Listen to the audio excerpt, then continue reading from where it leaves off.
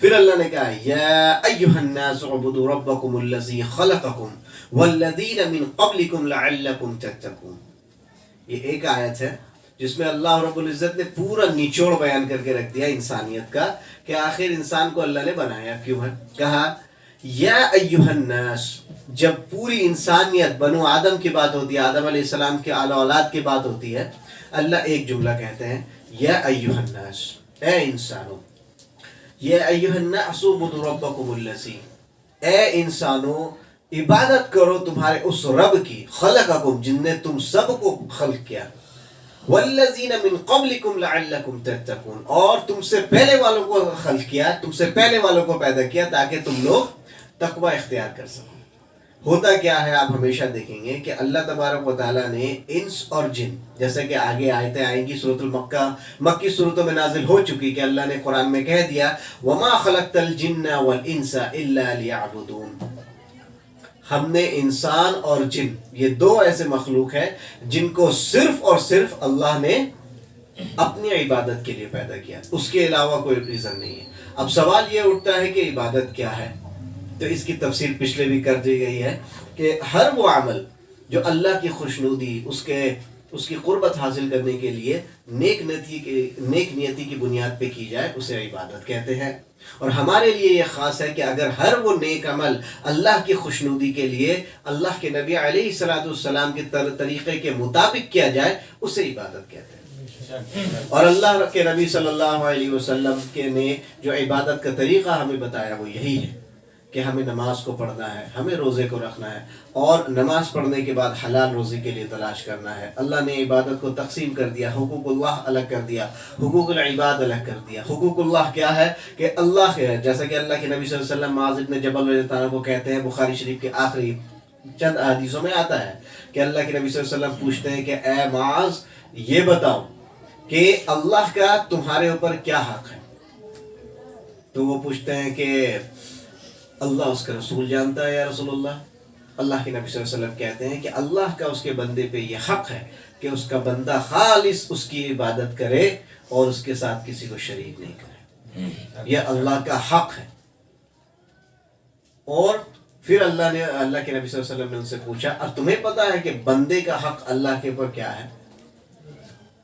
تو پھر کہا کہ اللہ اس کا رسول جانتا ہے یا رسول اللہ.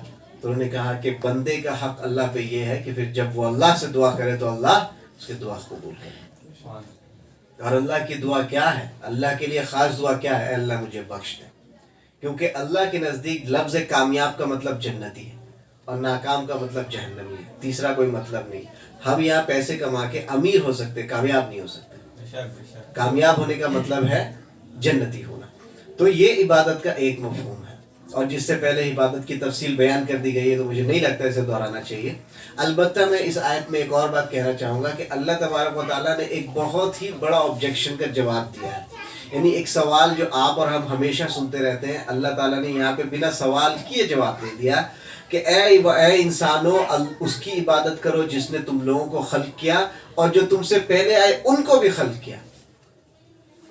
اکثر و بیشتر جب آپ کسی کے سامنے صحیح دین، صحیح بات، حق بات واضح کریں تو ان کے سامنے سے یہی بات آتا ہے کہ تمہارا بولنے کا کیا مطلب؟ میرے باپ دادا جاہل تھے، میرے باپ دادا جہنمی تھے، اتنا دن سے ان لوگوں کو عقل نہیں تھا، تم کو عقل آ گیا.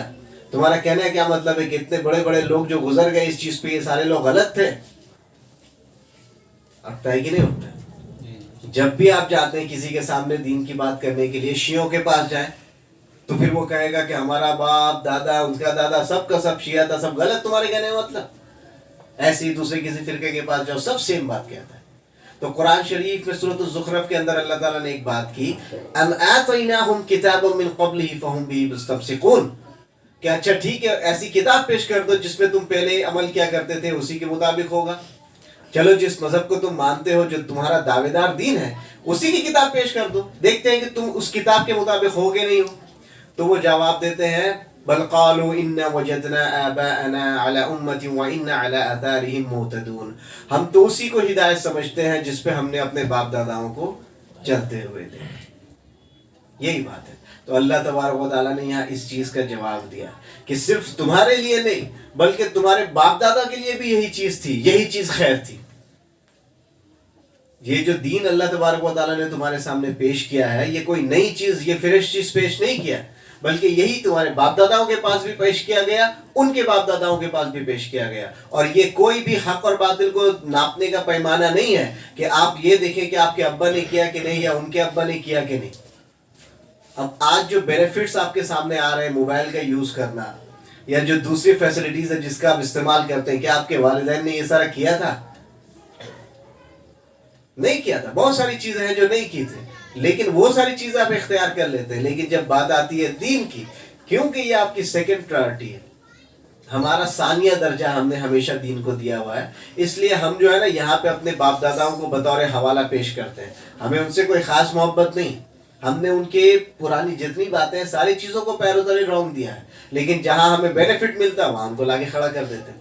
تو اللہ تبارک و تعالیٰ نے ان کے باپ دادوں کے کہا کہ یہ جو دین ہے، جو اللہ کے جو دین ہے، وہ سب کے لیے برابر تھا. جو تمہارے سامنے پیش کیا جا رہا ہے، اس سے پہلے تمہارے باپ دادا، اس سے پہلے ان کے باپ دادا کے سامنے بھی پیش کر دیا گیا. اور قرآن نے اس چیز کو اس طرح سے ایڈریس کیا، وَكَذَلِكَ مَا أَرْسَلْنَا مِن قَبْلِكَ فِي قَرْيَةٍ مِّن نَظِيرٍ إِلَّا مَنْ قَالَ مُتْرَفُوهَا قَالَ إِنَّا وَجَدْنَا آبَاءَنَا عَلَى أُمَّةٍ وَإِنَّا عَلَى آثَارِهِمْ مُقْتَدُونَ.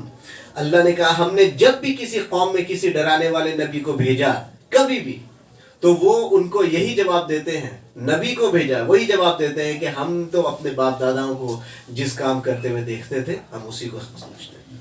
اور آج بھی یہی ساری چیزیں آپ لوگوں کے سامنے فیس کی جاتی ہے کہ جب آپ کسی کے سامنے حق بات بیان کرو تو وہ اپنے باپ دادا چچا دادا پورا کو لا کر کھڑا کر دیتا ہے. تو اللہ نے یہاں پہ کہا کہ تمہارے لیے بھی اللہ کی عبادت خاص ہے، تمہارے باپ داداؤں کے لیے بھی اللہ کی عبادت خاص تھی، اس میں کوئی الگ چیز نہیں.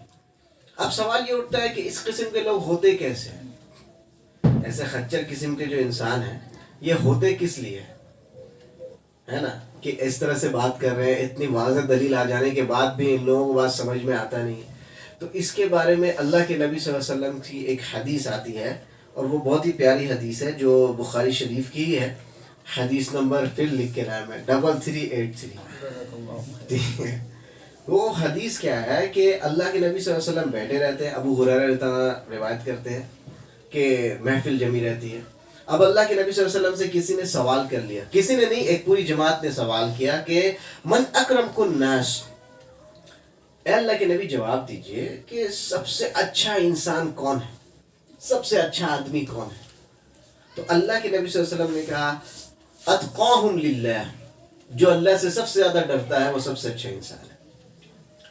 پھر وہ کہتے ہیں لیس عن ھذا نسألک، اے اللہ کے نبی صلی اللہ علیہ وسلم آپ کی بات اچھی ہے لیکن ہم نے یہ نہیں پوچھا آپ سے، کوئی اسپیسیفک نام بتا دیجئے، کوئی خاص آدمی جو بہت اچھا ہو. تو آپ کو کیا لگتا ہے کس کا نام لیں گے اللہ کے نبی صلی اللہ علیہ وسلم؟ اللہ کے نبی صلی اللہ علیہ وسلم کس کا نام لیں گے؟ اللہ کے نبی صلی اللہ علیہ وسلم نے نام لیا، کہا فَأَكْرَمُ النَّاسَ یوسف نبی اللہ ابن نبی اللہ ابن نبی اللہ ابن خلیل اللہ، کہ سب سے اچھا بندہ کون؟ یوسف. اور یوسف علیہ السلام کے بارے میں کہا، اور ان کی تعریف کیسے کی؟ یوسف خود نبی، ان کے والد نبی، ان کے دادا نبی، اور ان کے دادا خلیل اللہ، نبیوں کے ابا. تفصیل پوری بیان کر دی کہ یوسف علیہ السلام. اب یوسف علیہ السلام کا انشاءاللہ سورہ یوسف میں جب قصہ آئے گا تو ہم پڑھیں گے کہ ان کو کتنے مرتبے میں فائز کیا گیا، اللہ تعالیٰ نے انہیں کتنی فضیلتوں سے نوازا. بہرحال پھر وہ یہ کہتے ہیں کہ اللہ کے نبی صلی اللہ علیہ وسلم بات تو ٹھیک ہے لیکن ہم نے جو ہے لیس عن ھذا نسألک، ہم نے یہ نہیں پوچھا تھا، ہمیں کچھ اور بتائیے. کچھ اور ڈھونڈتے ہوں گے، کیا ڈھونڈنا چاہ رہے ہیں اللہ کے نبی صلی اللہ علیہ وسلم سے؟ تو اللہ کے نبی صلی اللہ علیہ وسلم نے جو ایک جملہ بتایا نا، اس کے اندر قیامت مذکور ہے، اور یہ بیان کر دیتی ہے کہ اس قسم کے لوگ آتے کہاں سے تھے. اللہ کے نبی صلی اللہ علیہ وسلم نے کہا فَعَنْ مُعَادِنِ الْعَرَبِ تَسْأَلُونِ النَّاسِ مُعَادِنُ خِيَارُهُمْ فِي الْجَاهِلِيَّةِ خِيَارُهُمْ فِي الْإِسْلَامِ إِذَا فَقُوهُ. اللہ کے نبی صلی اللہ علیہ وسلم نے کہا انسان کی جو مثال ہے نا وہ کانوں کی طرح ہے، جیسا کوئلہ کا کان، ان لوگوں کا کان ہوتا ہے نا، کانوں کی طرح ہے جس میں سے اچھے اور برے لوگ نکلتے ہیں. پھر اللہ نے کہا اور وہی لوگ اچھے ہیں جو جاہلیت میں تھے، یعنی جو لوگوں کے اخلاق اور اوتار، جن کی باتیں، جو ذہین اور جو شریف النفس انسان جاہلیت کے زمانے میں تھے، وہی لوگ اسلام میں بھی اچھے ہیں. اگر کوئی جاہلیت کے زمانے میں برا تھا اور اسلام لانے کے بعد اچھا ہو جائے، آپ ایسا سمجھتے تو نہیں. اسلام ایسا کوئی اسکینر نہیں ہے یا کوئی ویکسین نہیں ہے کہ کسی کو انجیکشن دے دیا اچانک سے شریف ہو جائے. اسلام ایک آئیڈیالوجی ہے، ایک عقیدہ ہے، ایک ایمان ہے، ایک آپ کے سامنے ہے کہ زندگی گزارنے کا راستہ ہے، اور مسلمان ہونے کے بعد آپ اس کو اختیار کرتے ہیں. اسی وجہ سے اللہ تبارک و تعالیٰ نے مومن اور مسلمان میں بہت بڑا فرق رکھا کہ جب اللہ تعالیٰ کہتے ہیں نا وقالت العرب آمنا، کہ عربی آ کے کہتے ہیں کہ ہم تو مومن ہو گئے، تو اللہ تبارک و تعالیٰ ڈانٹ کے ان کو کہتے ہیں کہ لم تؤمنوا قالوا لم تؤمنوا، اور ان سے کہیے کہ ہم جو تم مسلمان نہیں ہوئے، تم مومن نہیں ہوئے. وَلَمَّا قُولُوا أَسْلَمْنَا، تم بلکہ یہ کہو کہ ہم تو مسلمان ہوئے ہیں. وَلَمَّا يُدْخَلِ الْإِيمَانُ فِي قُلُوبِكُمْ، ابھی تو ایمان تمہارے دل میں داخل ہی نہیں ہوا ہے، ابھی تو تم کو خالی ویزا مل گیا ہے، یا سمجھ لیجیے تمہارا شناختی کارڈ بن گیا ہے کہ تم نے کہہ دیا ہم مسلمان ہو گئے تو ہو گئے. اللہ کے نبی صلی اللہ علیہ وسلم نے کہا، اب اسی وجہ سے جب آپ پرکھتے ہیں تو حضرت علی، چونکہ وہ تو بچے تھے ان کی مثال نہیں دے سکتے، حضرت عمر ایام جاہلیت میں جس طرح کے تھے، وعدے کے پکے، امانت دار، دیانت دار، حق بولنے والے، غلط کے خلاف کرنے والے، ایمان لانے کے بعد ان کو ہم نے ویسے ہی دیکھا. اسلام لانے سے پہلے جیسے حضرت ابی بکر صدیق رضی اللہ عنہ تھے، اسلام لانے کے بعد بھی، یعنی ان لوگوں کا ایمان تو بدلا لیکن طور طریقہ مزید بہتر ہوا پہلے سے. الا ماشاء اللہ کہ کئی لوگ بعد میں فتح مکہ میں آئے تو، لیکن آپ دیکھ سکتے ہیں اللہ کے نبی صلی اللہ علیہ وسلم کی یہ حدیث ہے جس کو لوگ بیان نہیں کرتے، لیکن آپ دیکھیں کہ یہ حدیثیں ہیں جو یہ بتاتی ہے کہ ایمان لے آنے سے، اسلام لے آنے سے آپ کا طریقہ نہیں بدل سکتا. اچانک سے آپ شریف آدمی نہیں بن سکتے. شریف آدمی تو آپ کو خود، آپ کے نفس کو یہ ڈیسائیڈ کرنا ہے، یہ فیصلہ کرنا ہے کہ آپ کو کیسے زندگی گزارنی ہے. بھلے ہی جتنا آپ لا الہ الا اللہ محمد رسول اللہ پڑھ دے، کوئی فرق نہیں پڑنے والا. اللہ نے عبادت کا مطالبہ کیا کیا، اللہ کے نبی علیہ الصلوۃ والسلام نے آپ کو کیا کہا. کتنی پیاری حدیثیں ہیں جن کو آج ہم نے صرف کتابوں میں لکھا چھوڑ دیا یا مسجد کے دیواروں میں لکھا چھوڑ دیا. آپ مجھے بتائیں کہ جب ہم یہ کہتے ہیں کہ لا یؤمن احدکم حتی یحب لاخیہ ما یحب لنفسہ، تم اس وقت تک مومن نہیں ہو سکتے جب تک اپنے بھائی کے لیے بھی وہ چیز پسند نہ کرو جو اپنے لیے پسند نہیں کرتے. آپ کیا کرتے ہیں؟ اس چیز کو پسند کرتے ہیں؟ یہ آیتیں، یہ اس کو کبھی سوچتے بھی ہیں جب مسلمان بھائیوں کے بیچ میں بیٹھتے ہیں؟ اللہ نے قرآن کریم کے اندر کہا محمد رسول اللہ، محمد اللہ کے رسول ہے. والذین معہ اشداء والکفار، اور جو لوگ اللہ کے نبی صلی اللہ علیہ وسلم کے ساتھ ہیں وہ کفار میں سخت ہے. ورحماء بینہم، اور آپس میں نرم دل ہے. ہم مسلمانوں کا معاملہ یہ ہے کہ ایک دوسرے کو دیکھ نہیں سکتے، اور کفار کے سامنے تو بہت نرم آ جاتے ہیں. تو ایک دم الٹا چل رہے، الٹا ڈائریکشن میں. اللہ کے نبی صلی اللہ علیہ وسلم، اور یہ ساری جو میں کہہ رہا ہوں یہ عبادت ہے. اللہ کے نبی صلی اللہ علیہ وسلم نے کہا کہ من لا يرحم صغیرنا ويعرف حقا کبیرنا فلیس منا، جو چھوٹوں پہ شفقت نہ کرے اور بڑوں پہ عزت، بڑوں کی عزت نہ کرے وہ ہم میں سے نہیں. اللہ کے نبی نے کہا من غشنا فلیس منا، جو دھوکہ بازی کرے وہ ہم میں سے نہیں. اللہ کے نبی نے کہا کہ وہ ہم میں سے ہو ہی نہیں سکتا جو بھر پیٹ کھا کر سو جائے اور اس کا پڑوسی بھوکا سوئے. تو اسلام سے زیادہ پیارا دین، اسلام سے زیادہ رحم والا دین مجھے نہیں لگتا کہ کوئی ہے. لوگ کہتے ہیں کہ دنیا میں جنگ اور فساد لانے والا جو ہے نا وہ مذہب ہے. میں کہتا ہوں دنیا میں آپ جنگ کی تاریخ اٹھا کر پڑھیں اور دیکھیں کتنی جنگیں مذہب کی بنیاد پہ لڑی گئیں اور کتنی جنگیں آپ کے خود تکبر کی بنیاد پہ لڑی گئیں، انا کی بنیاد پہ لڑی گئیں. آپ کو فرق سمجھ میں آ جائے. اسلام تو بہترین، کیوں اللہ تعالیٰ نے اسلام کو نافذ کرنے کے لیے کہا دنیا میں؟ کیونکہ یہی ایک سولوشن ہے جو آپ کو امن سکون کی زندگی دے سکتا ہے، اس کے علاوہ کوئی نہیں.